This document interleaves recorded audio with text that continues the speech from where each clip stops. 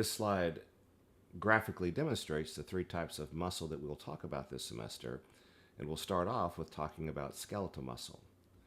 It's a good idea as we go through this to realize that although there are three different types of muscles, they do have a lot of similarities with regards to their creation of tension, and there are also some important distinctions which separate the three from each other. So in looking at skeletal muscle, each skeletal muscle cell, also called a muscle fiber, is multinucleated. And this picture here is demonstrating the muscle cell or muscle fiber with its multiple nuclei present.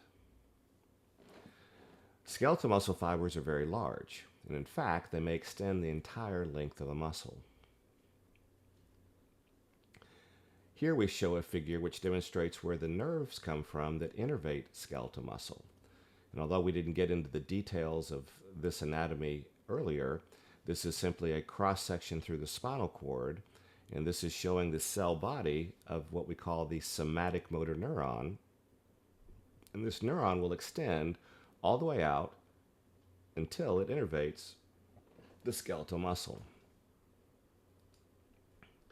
Skeletal muscle is referred to as voluntary muscle because we have control over whether it contracts or not. This picture kind of deconstructs a skeletal muscle. So here we show a picture of a forearm, and this now is the entire muscle within that forearm. And then we see that we can break down that muscle into smaller components, and then eventually here we see our muscle fiber or our muscle cell, which is multinucleated. If we zoom in on that picture, what we'll see is we'll see our somatic motor neuron innervating the skeletal muscle fiber, and we'll also see that the muscle fiber itself is comprised of lots of smaller subunits. These smaller subunits are called myofibrils. So a muscle fiber is a collection of myofibrils that are encased in a cell membrane. When we're talking about the skeletal muscle, we'll oftentimes use the term sarcolemma as representing the cell membrane. Now, if we take a closer look at what makes up a myofibril, we'll see that the proteins that are arranged within the myofibril are arranged in a very specific pattern. This pattern is comprised of thin filaments, and the major component of the thin filament is this protein actin. So the actin is this twisted helix, and it shows these black dots, and these black dots represent binding sites for the protein we'll talk about shortly, which is called myosin. Also part of these thin filaments, we have a longer filamentous type protein called tropomyosin, and we'll notice that tropomyosin here is shown as lying over and covering up the binding sites on actin for myosin. And then the third major component of the thin filaments is another protein called troponin. So here we show troponin binding to tropomyosin, and in fact, troponin is also bound to actin. All three of these proteins are basically interconnected or linked to each other at all times. The major protein involved in what we call the thick filament is a protein called myosin, shown here. Myosin has on its head, so we refer to this as the head of the myosin molecule and the tail of the myosin molecule. And one of the sites on the head of the myosin molecule is an actin binding site. And the second thing that's on the head is an ATP binding site, and this is actually an enzyme, so it's an ATPase. Here we have the organization of the thin filaments, which are shown in this bluish purple color, and then the thick filaments shown in the salmon color. Also shown in this picture is what looks to be a little coil, and this coiled protein is something called titin. And titin runs the length of the sarcomere, and it plays an important role in helping keep things organized, and as well as confers some elastic properties to the skeletal muscle. In your standard textbooks, this is the picture that you'll see, and we'll see that they have different areas of the sarcomere labeled. For our purposes, I am only concerned that you keep this in mind, and this is called the Z-disc. So a Z-disc, shown here and here, delineates one sarcomere. So in this picture up top, this would represent a Z-disc to Z-disc, and this would be the sarcomere in between.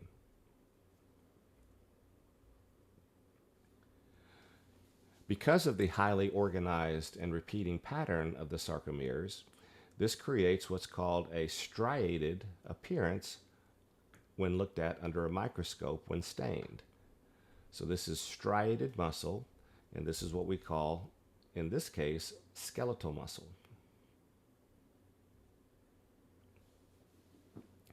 Now, a difficult thing to demonstrate on a two-dimensional drawing is the fact that these sarcomeres are actually three-dimensional structures.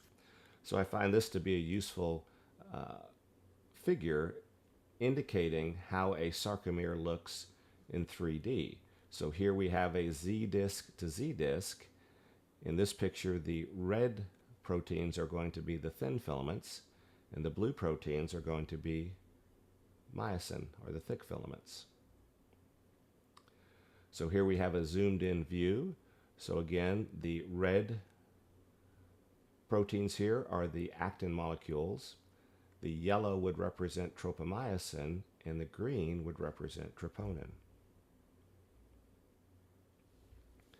So let's look and see how these proteins all interact with each other. So what we're going to be creating here is going to be a circular figure, and so this is representing what we will call the Crossbridge Cycle, or how myosin and actin interact with each other to create tension. So first we show the myosin head attached to the actin binding site on the thin filament. The first step, which we're going to describe, is a fresh molecule of ATP coming in, and the ATP is going to bind to the ATPase binding site.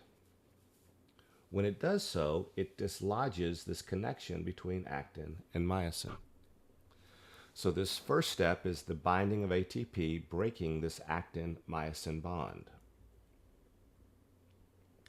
Next, the ATPase on the myosin head hydrolyzes ATP. When it hydrolyzes the ATP, we then say that myosin is now activated.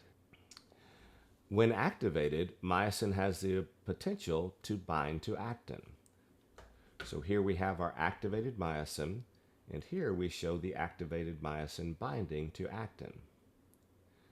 Now, in order for this to happen, realize that we have to have our binding sites on actin exposed. So for this to occur, we must have calcium present.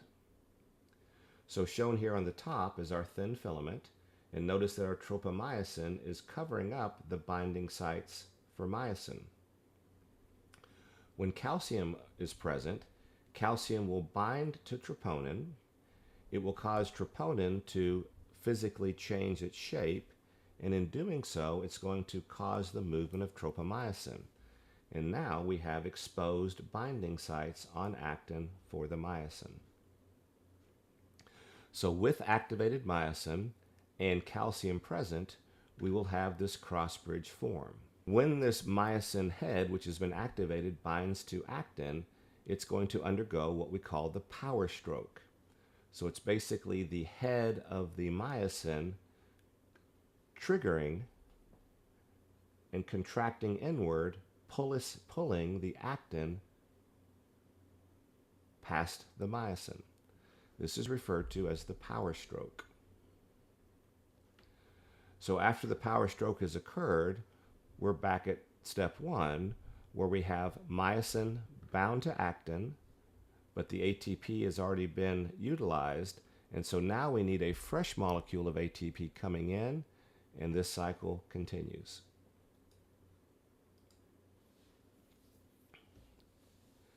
Now, it's important to understand that when we're creating tension in skeletal muscle, that's what's happening between these filaments is that these filaments, these cells, are not shortening. It's the sarcomeres that are shortening. In this figure here, again, we show in blue, we show the thin filaments. So we have a Z line, our thin filaments, and our thick filaments. When the crossbridge cycle occurs and we have actin binding to myosin and the crossbridge cycle occurring, what we're going to see happening is these thin filaments are going to slide past the thick filaments. As a result, our sarcomere shorten, and that's how tension is produced. This is referred to as the sliding filament theory of muscle contraction. So let's go back and look at our skeletal muscle fiber, or muscle cell.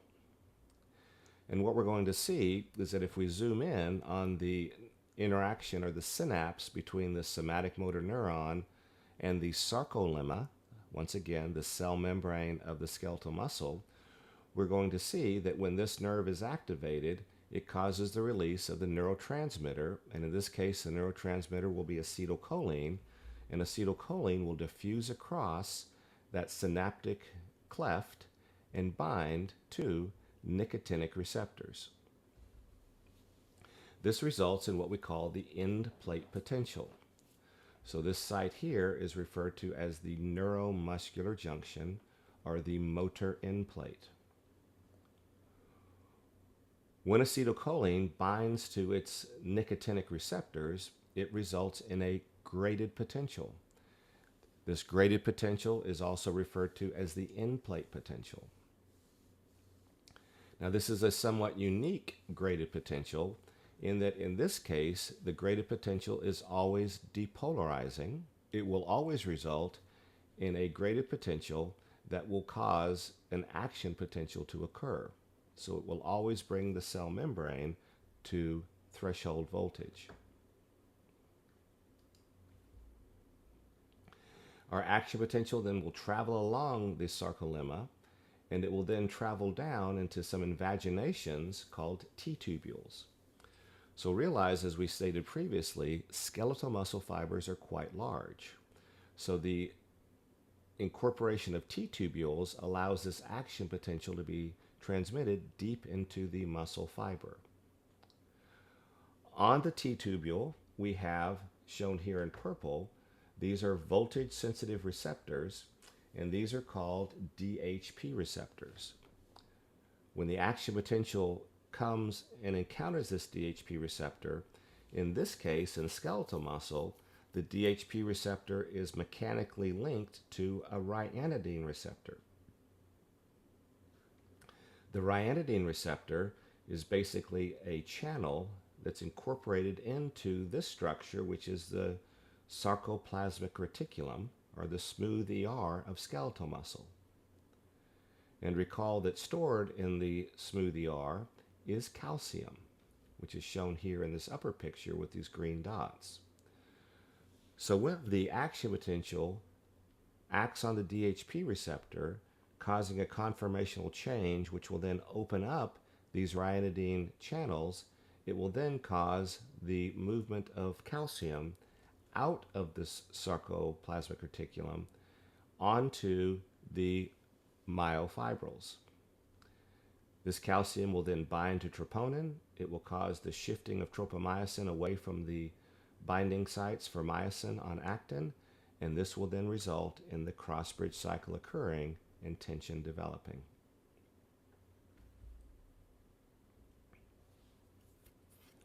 So notice as you look at the anatomy of the muscle fiber, notice how extensive the sarcoplasmic reticulum are.